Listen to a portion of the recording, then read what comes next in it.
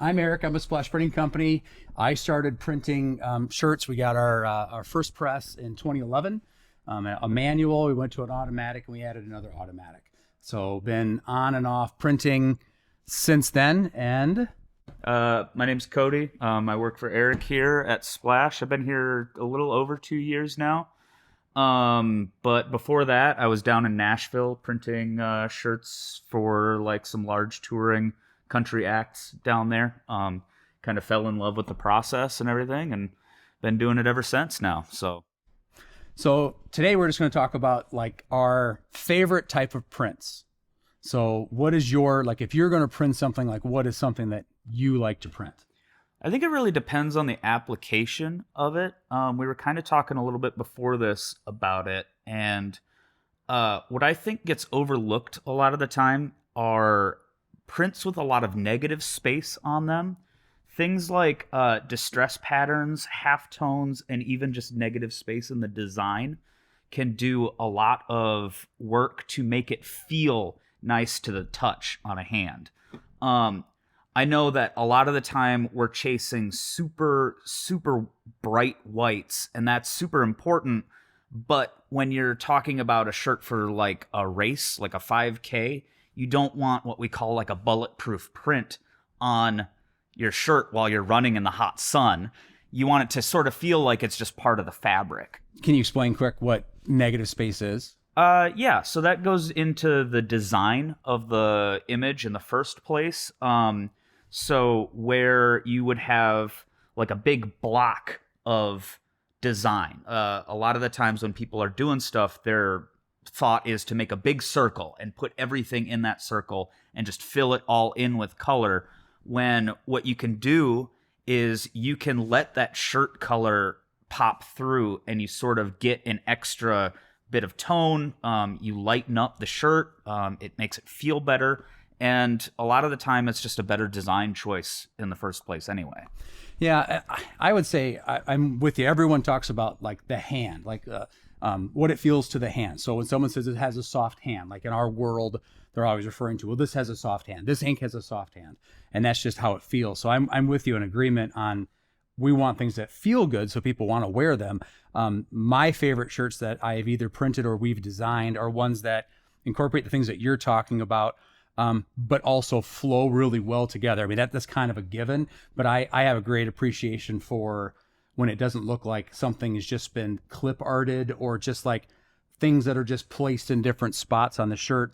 Just to get it in the shirt, I want it to flow together and be incorporated with all the other elements of it.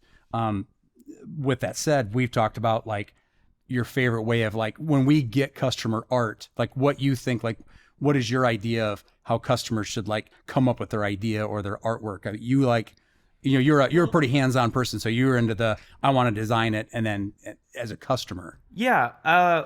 One thing that has been super cool over the last, 5 years or so is how the tools for creating art have been more available to a lot of people. And I think that is awesome in some respects. There are some drawbacks where, people, like you said earlier, people get attached to the things that they've worked 10 hours on, and I don't know, maybe it's not great design choices or stuff sometimes, and maybe we want to fix some stuff, and it's a little harder to get people to acquiesce to that kind of stuff. Right.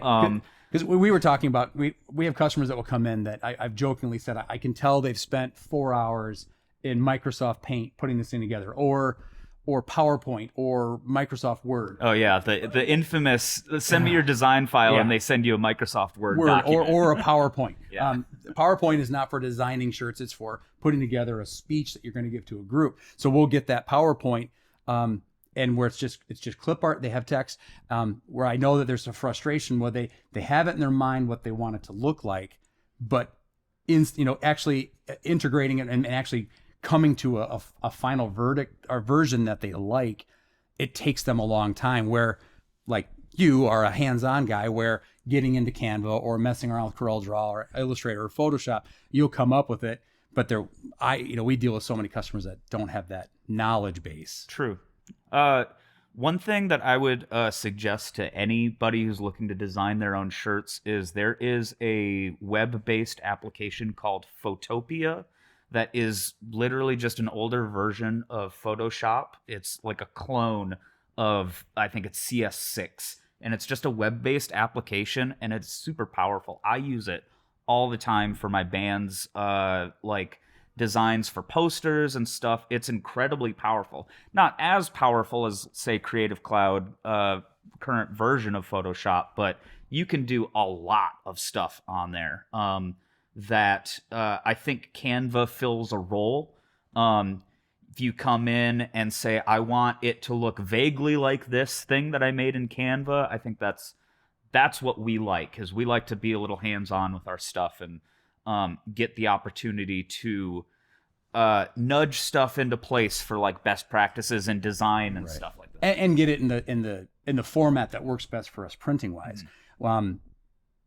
Someone that's not so hands-on, like we tell our customers, I often go to your favorite browser, Google, Safari, wherever it is. If you don't have the ability to do things on Photoshop or Canva, go out to the website as you're watching TV and say, and search a design. Like, I need to put together a volleyball shirt. Look at other volleyball shirts and say, I like the way they did this volleyball. I like this text. I like the layout of this one, and take screenshots of different ones. This text, these colors, this ball, and then you can email those to us, and we can take those ideas and kind of collage them together, where it's, if you don't have the ability or the time to sit down and create it yourself and not get frustrated and want to smash your iPad or your computer, that's another option. Well, it's a whole skill in and of itself to lay stuff out. Like I was saying, like best practices in design, getting stuff centered properly, visually centered. Like, there's a button where you can just click center on the program, but how many times have we gotten a design where I get it on the press and I'm like, this looks like it's off center because the tail on the panther sticks out an extra 2 inches to the left, and that shouldn't technically count when it's talking about the center of stuff. It's centered, but visually that the computer is telling you this box, this is centered, but the only thing on that other side is like a tail of a panther. Perfect example is that North Iowa's Bulls logo. It has a little triangle to the side of the head of the bull that we always have to account for and pull it off to the side a little bit. We want the center to be between the horns of the head of the bull, but that little tiny thing that goes off like the bull's shoulder, if you were just blindly centering it, it's going to shift everything over so the whole bowl is over here, but then it's just another option that we have to look at. And again, our customers, until they actually sit down and start looking at that on a shirt, sometimes it's hard to see that. Yeah. So, but anyway, we're going to revisit this from time to time. We'll have a little conversation. He's more on the printing side. I'm more on the talking to the customers to try to figure out, what their wants are. But then we go to Cody and say, on the print side, you're dealing with ink, you're dealing with the fabrics. What do you like? So that's kind of our goal of this little video series. Anything else you'd like to add? Make cool that you enjoy. Let's make some cool shirts we can enjoy. Thank you. We'll see you soon.